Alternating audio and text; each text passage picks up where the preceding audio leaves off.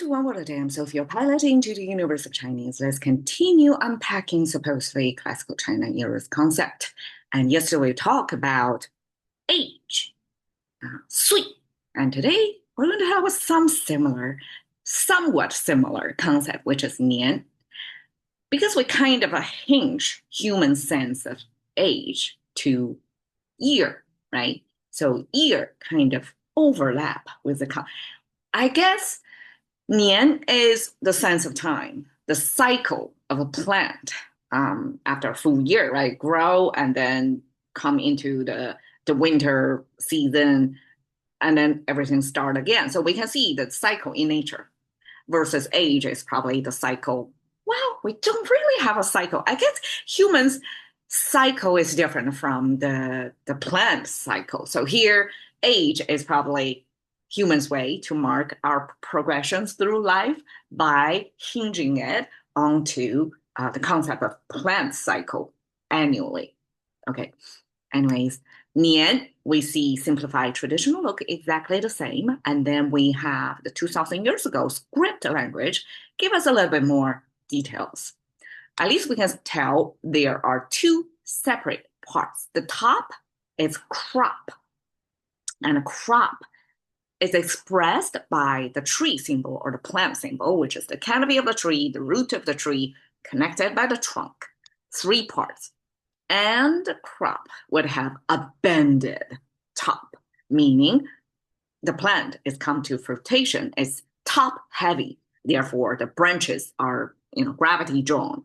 So that's how Chinese visually express something is ripening on top of that plant. And so it represents crop. The bottom is a human figure.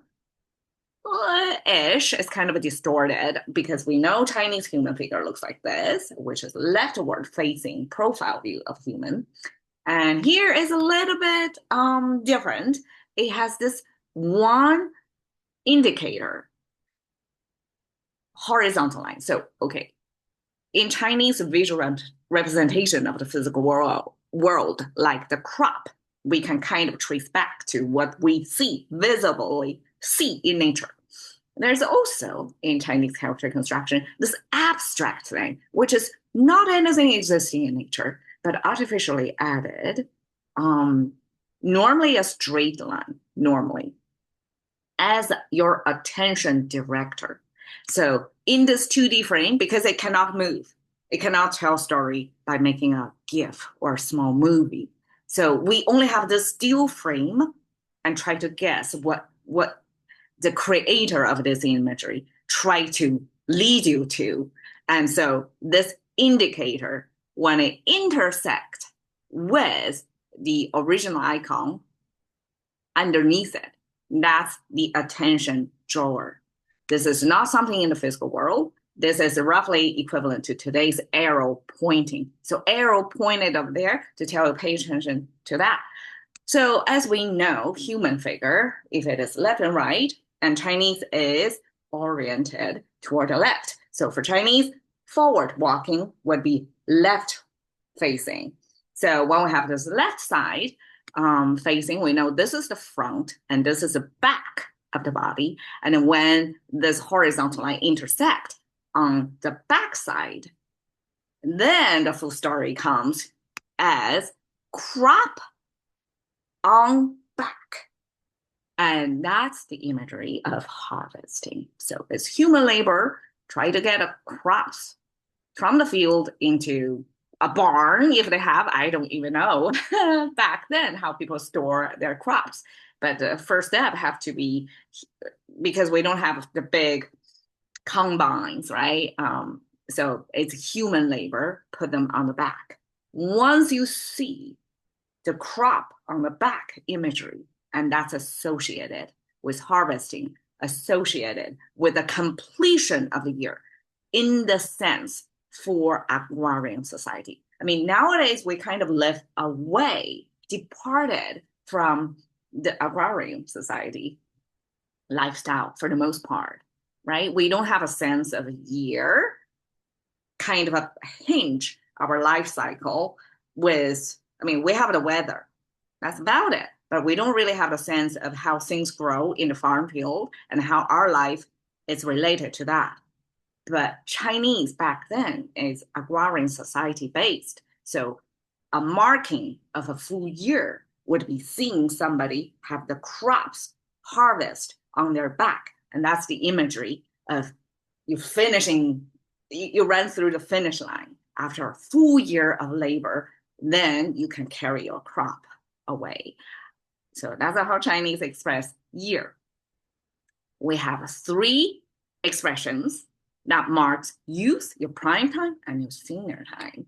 Okay, 少年, 少 literally means lack or short of. So they're lacking years. That means you're still green. You're a newbie here. You don't have enough years under your belt, so to speak. So you don't have enough wisdom and all that. So it's regarded as youth. You can see a little bit of discrimination in there, ageism, but it's instead of ageism toward the older people, Chinese have ageism toward the young, at least back then. Okay, so when you're lacking your year counts, you're regarded as youth.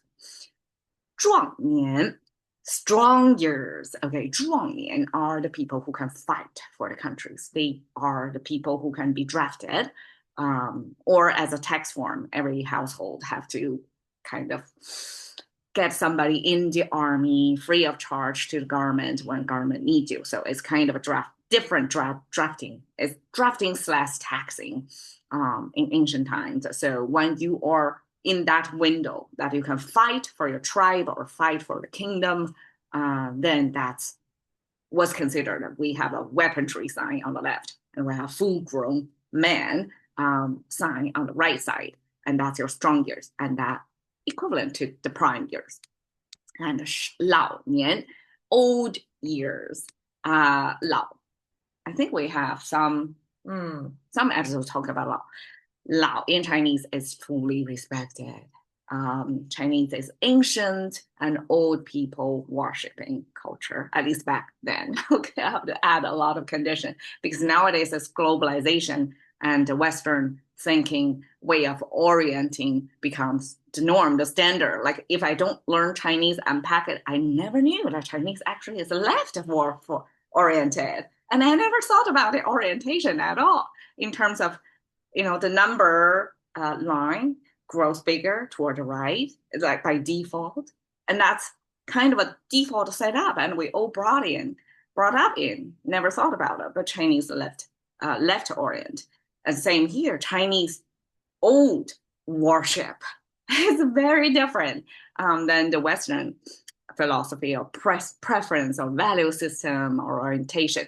So that's how Chinese express 少年, 壮年, 老年. And here you can see the beauty of Chinese, that we can simply express these concepts by combining, and each of those is kind of, excuse me, I'll grab another character that's roughly the descriptor of that age group.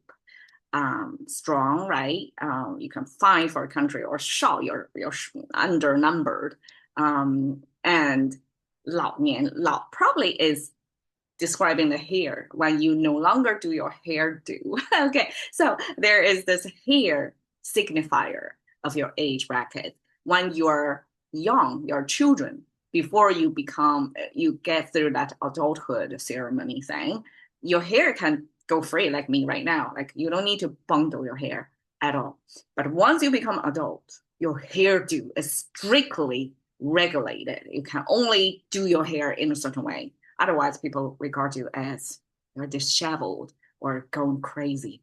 And then when you're 老年, when you're past through a certain age, you're free again. Like you don't need to bundle your hair up to a certain style to conform to the societal pressure anymore. So no pressure when you're young, no pressure when you're old. It's the middle part that you have to conform. And this 老 simply is you can let down your hair, free of charge, free of judgment. All right, so 年, thank you for your time. See you another day.